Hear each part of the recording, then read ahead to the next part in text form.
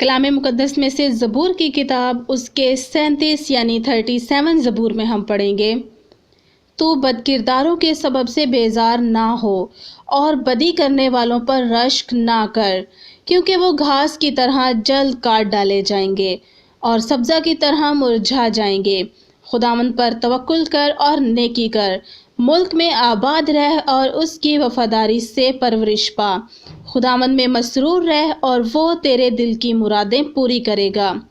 اپنی راہ خداوند پر چھوڑ دے اور اس پر توکل کر، وہی سب کچھ کرے گا۔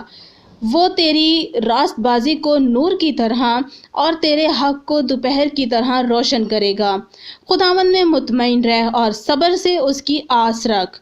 اس آدمی کے سبب سے جو اپنی راہ میں کامیاب ہوتا اور بڑے منصوبوں کو انجام دیتا ہے، بیزار نہ ہو۔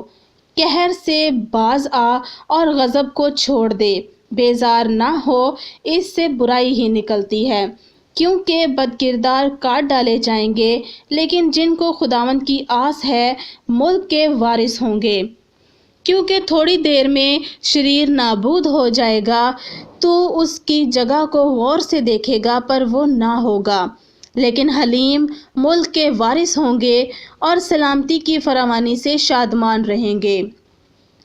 شریر راست باز کے خلاف بندشیں باندھتا ہے اور اس پر دانت پیستا ہے۔ خداوند اس پر ہنسے گا، کیونکہ وہ دیکھتا ہے کہ اس کا دن آتا ہے۔ شریروں نے تلوار نکالی اور کمان کھینچی ہے، تاکہ غریب اور محتاج کو گرا دیں اور راست ور کو قتل کریں۔ ان کی تلوار انہی کے دل کو چھیدے گی اور ان کی کمانیں توڑی جائیں گی۔ صادق کا تھوڑا سامان بہت سے شریروں کی دولت سے بہتر ہے، کیونکہ شریروں کے بازو توڑے جائیں گے، لیکن خداوند صادقوں کو سنبھالتا ہے۔ کامل لوگوں کے ایام کو خداوند جانتا ہے، ان کی میراث ہمیشہ کے لیے ہوگی۔ وہ آفت کے وقت شرمندہ نہ ہوں گے اور کال کے دنوں میں آسودہ رہیں گے، لیکن شریر ہلاک ہوں گے۔ خداوند کے دشمن چراگاہوں کی سرسبزی کی مانند ہوں گے اور وہ فنا ہو جائیں گے، وہ دھوئیں کی طرح جاتے رہیں گے۔ شریر قرض لیتا ہے اور ادا نہیں کرتا، لیکن صادق رحم کرتا ہے اور دیتا ہے، کیونکہ جن کو وہ برکت دیتا ہے وہ زمین کے وارث ہوں گے، اور جن پر وہ لعنت کرتا ہے وہ کاٹ ڈالے جائیں گے۔ انسان کی روشیں خداوند کی طرف سے قائم ہیں اور وہ اس کی راہ سے خوش ہے۔ اگر وہ گر بھی جائے تو بھی پڑا نہ رہے گا، کیونکہ خداوند اسے اپنے ہاتھ سے سنبھالتا ہے۔ میں جوان تھا اور اب بوڑھا ہوں، تو بھی میں نے صادق کو بے کس اور اس کی اولاد کو ٹکڑے مانگتے نہیں دیکھا۔ وہ دن بھر رحم کرتا ہے اور قرض دیتا ہے، اور اس کی اولاد کو برکت ملتی ہے۔ بدی کو چھوڑ دے اور نیکی کر، اور ہمیشہ تک آباد رہ، کیونکہ خداوند انصاف کو پسند کرتا ہے اور اپنے مقدسوں کو ترک نہیں کرتا۔ وہ ہمیشہ کے لیے محفوظ ہے، پر شریروں کی نسل کاٹ ڈالی جائے گی۔ صادق زمین کے وارث ہوں گے اور اس میں ہمیشہ بسے رہیں گے۔ صادق کے منہ سے دنائی نکلتی ہے اور اس کی زبان سے انصاف کی باتیں۔